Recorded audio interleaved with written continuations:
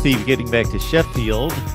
We may see a glimpse into the future this Sunday when watching the NFC Championship game and talking about defensive back talent on one field, with Ohio State helping out those New Orleans Saints with Eli Apple, Von Bell, and Marshawn Lattimore. And what a game he had last week in the divisional round with 2 picks. Yeah, no doubt about it. The Ohio State guys, their fingerprints were all over that. Michael Thomas, the wide receiver, he was selected as an All-Pro. They have Ted Ginn Jr., who would be his, I think, 13th season, or no, 12th season in the NFL.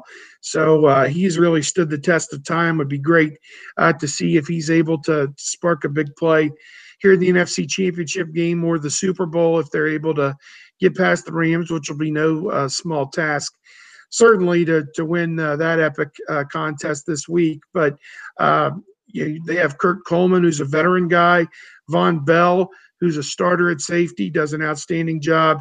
Then Marshawn Lattimore and Eli Apple.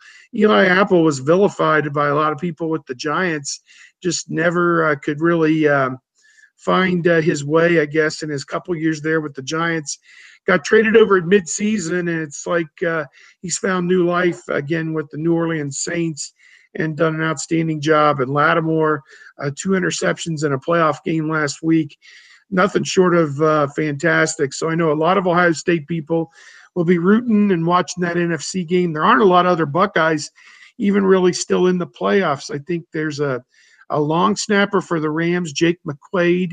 And then the New England Patriots have 2 guys, John Simon, who was outstanding defensive end. I'm not sure how much John actually even plays for the Patriots. I'd have to look up what his status is. I know he's been kind of in and out with injuries throughout much of his career. And the other guy is Nate Ebner, who's been kind of a career special teams guy. And he's probably in his 8th or 9th year now in the NFL as well. And I believe he was drafted as a special teams guy. So didn't even really play offense or defense at Ohio State. So that's kind of an interesting situation that he's made it this long and stuck with Bill Belichick and the Patriots. And the Buckeyes don't have anybody on the Chiefs, so I'm not sure I'll be rooting a whole lot for the Chiefs. But then again, the Patriots, I don't know how much I could root for the Patriots, the evil empire, either. But I don't know. It's going to be a lot of fun watching these games on Sunday. John Simon's got himself a couple sacks this year and about 10 or 12 tackles. Yeah. I don't know that he's necessarily a frontline starting guy. That he may appear in some sets or whatever the situation may be. But he's been a little bit of a journeyman. He left Ohio State after the 2012 season. He was on that senior on the undefeated team that Urban Meyer had the first year. And Urban Meyer tells the story about how John Simon and a lot of those guys had the opportunity, because the team was going to be on probation, was not going to play in a bowl game, that they could have left, and all of them stayed to a man, and they went 12-0, and that was the cornerstone of what became just an amazing run for Urban Meyer at Ohio State. Back on Michael Thomas, he told the story yesterday on the radio. Mike Thomas, he went to a prep school from Woodland Hills, California, Taft High School. He is the nephew of Keyshawn Johnson, the former star from USC and various NFL teams. And he came to Ohio State. I think 2012 was his first year. He had 2 catches. He redshirted in 2013, didn't play. And they had a meeting with his dad and Keyshawn Johnson and Mike Thomas, and they sat down in a room and said, you're not getting it. You're just not with the program. And he said they could have picked him up and taken him right out of Ohio State right there and moved him someplace else. But instead, he dedicated himself, became one of the hardest working members of the team. It took a meeting like that where they had to bring him correct. And this is another Urban Meyer turnaround success story. Helped win the national championship in 2014, outstanding 2015 season, left for the NFL. And there's some statistic out there in 3 seasons, he's done stuff nobody else has ever done in their first 3 seasons. I don't know if it's catches or what it is, but he has piled up the plays and the catches and the touchdowns. And his Twitter handle is Can't Guard Mike. and he wasn't always can't guard Mike. So there's a reason why these guys are at the top of their profession. And it took Urban Meyer and Keyshawn Johnson and his dad, I think, to bring him around to where he is today.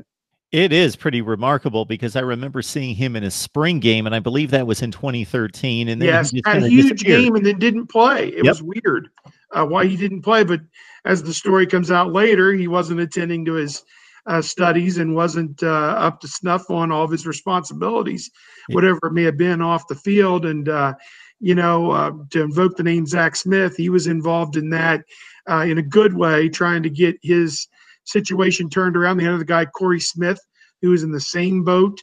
And, eventually by 14 and 15, those guys had come around a little bit and become productive players on the championship team.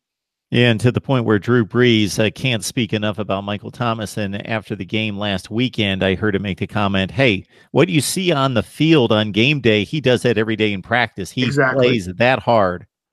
Exactly. And that's what the best players do. There's no excuse and there's no alternative or no substitute for hard work. This is a lesson that kids out there, as we started this discussion talking about guys, I don't like to say this, cutting and running. The other option is to immerse yourself in the material, whatever it is, if it's physical workouts, mental preparation, whatever it is, and give yourself the best opportunity that you can to be successful. And that's what successful people do typically. So there is no substitute for that.